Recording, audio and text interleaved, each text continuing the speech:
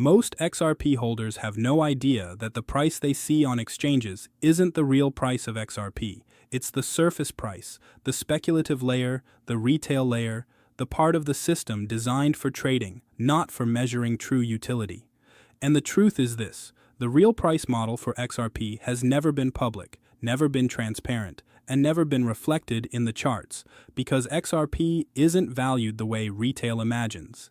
It's valued the way institutions measure liquidity through throughput, settlement efficiency, balance sheet flows, and macro stress conditions across gold, bonds, and tokenized real-world assets. Before we break this down, take a second to like this video so this research reaches more people who need real clarity. Subscribe to Solo Mega Machine to stay ahead of institutional-level narratives. And remember, nothing here is financial advice. As of right now, XRP is trading in the low $2 range. Now, let's expose the part of this story most people never learn. XRP's true price model is based on how much value the global system needs to move, not what retail traders think it's worth. If you hold gold, stocks, ETFs, treasuries, or even real estate, you're already part of the same system XRP is being built to support. XRP master prompt: because global liquidity isn't abstract, it flows, and when value flows, it must settle. And when settlement becomes too slow, too expensive, too fragmented, or too risky, a new settlement asset must emerge. That asset, in the eyes of infrastructure builders, is XRP. But here's the key point: institutions do not price XRP based on speculative cycles, market cap math, chart patterns, influencer predictions. Those metrics belong to the retail universe. The real valuation of a settlement asset is determined by something completely different: how much liquidity it can bridge under stress.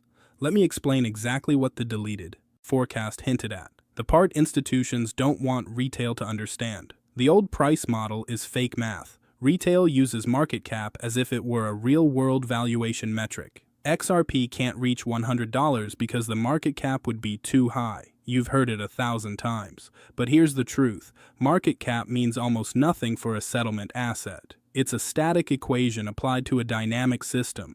It assumes every dollar of inflow equals $1 of additional market cap, which is not how liquidity elasticity works. It assumes all tokens must be bought at open market price, which is not how institutional corridors operate. It assumes speculative value, not settlement value.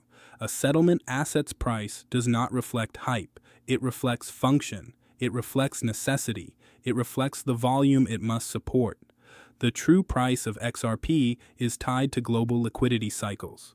And this is where things get uncomfortable for the legacy narrative, because global liquidity cycles are breaking. Gold liquidity is tightening as geopolitical stress rises. Bond markets are rotating too quickly for delayed settlement. Tokenized assets are scaling faster than fiat rails can match. Cross-border payments are exploding in volume. Settlement windows are collapsing from days to seconds. Each of these forces applies pressure on the old system, and each of them demands a new settlement mechanism. This is the foundation of XRP's true price model. Its value is not based on how high retail sentiment can push it. Its value is based on how much global liquidity needs to move across borders instantly, cheaply, and with extremely low risk. That is the system the price belongs to. The hidden part: XRP is already priced differently in the back end. Institutional corridors do not value XRP the way exchanges do.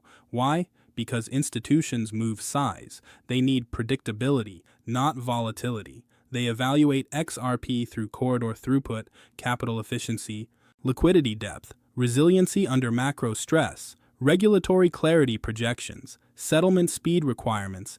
Institutional valuation models estimate the price XRP must reach to provide enough liquidity for future flows, including tokenized treasuries, tokenized commodities, tokenized real estate, and wholesale settlement.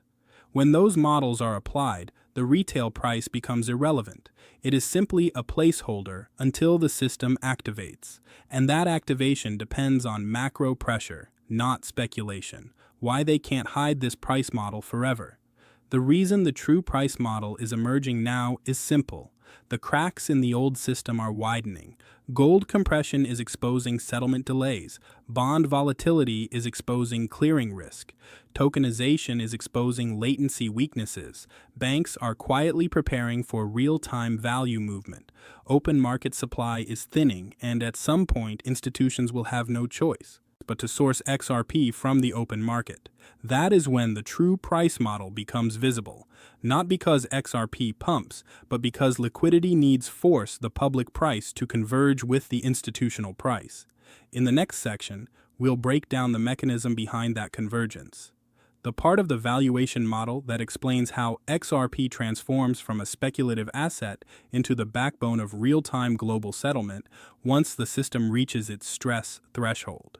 To understand XRP's true price model, we need to look at the one place retail never examines, the global liquidity system, because the value of a settlement asset is determined by the environment it must operate within, and that environment is changing faster than most people realize.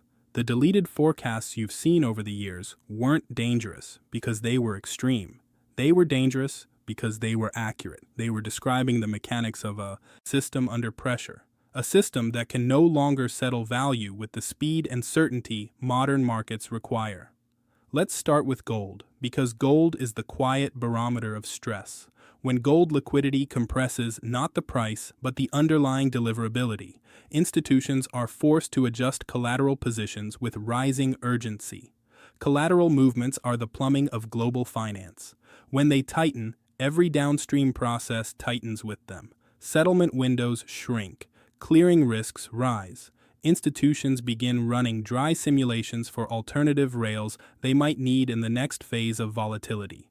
These simulations don't appear on charts. They appear in internal memos, liquidity audits, and compliance reports. This is where XRP enters the conversation not as speculation, but as infrastructure.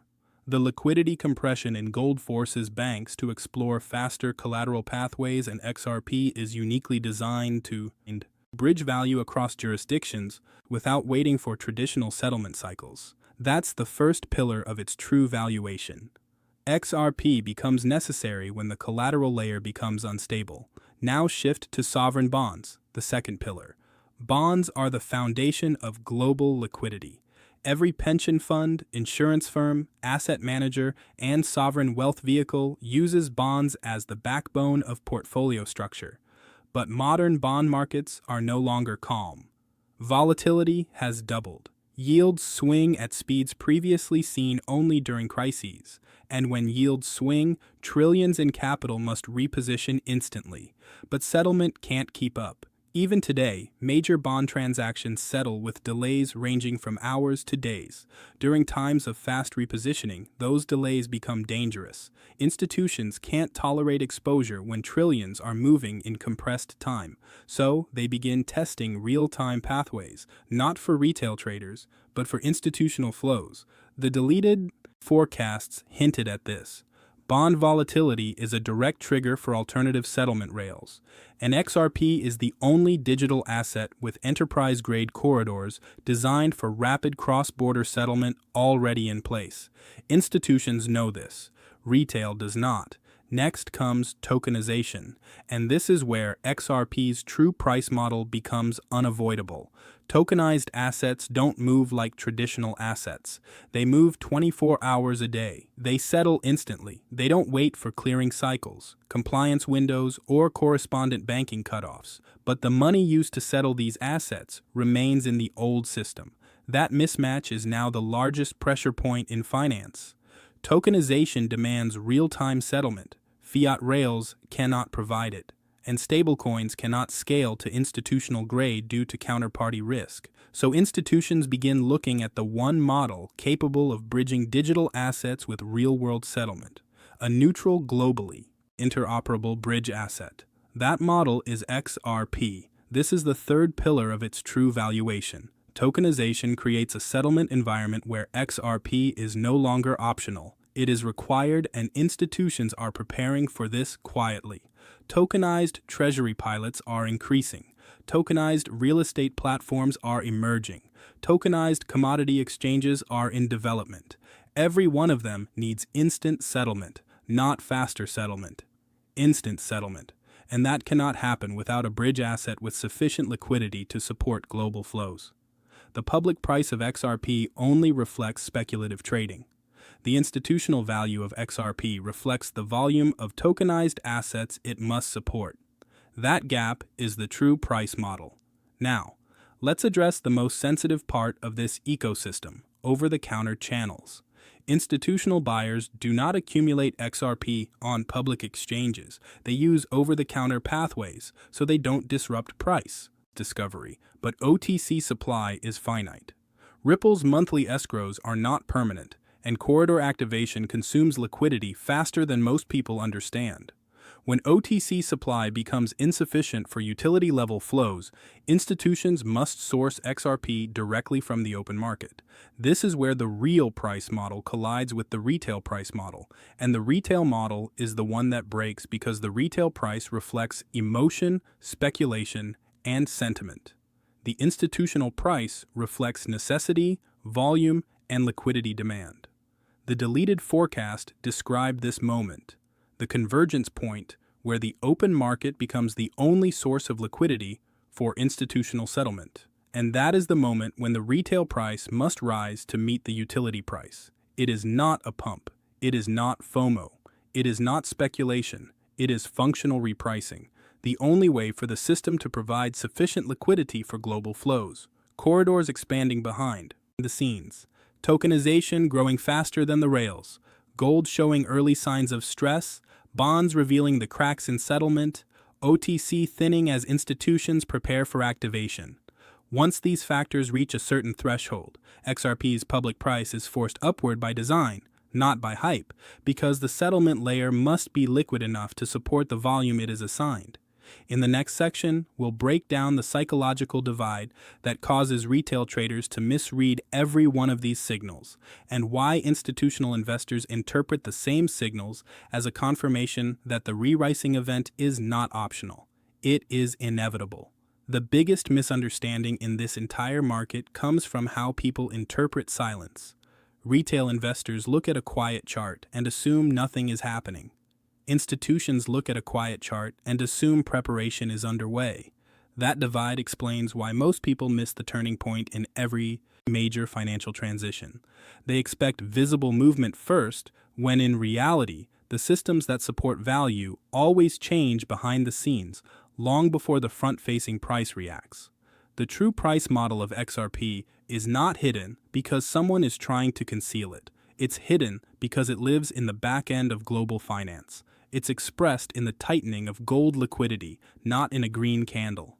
It's expressed in bond market volatility, not influencer sentiment. It's expressed in the rise of tokenized assets that require instant settlement, not in trending hashtags. It's expressed in OTC channels thinning as institutions quietly accumulate and corridors expand far from public view. This is the part of the cycle we are in now. The part where retail questions everything and institutions position quietly.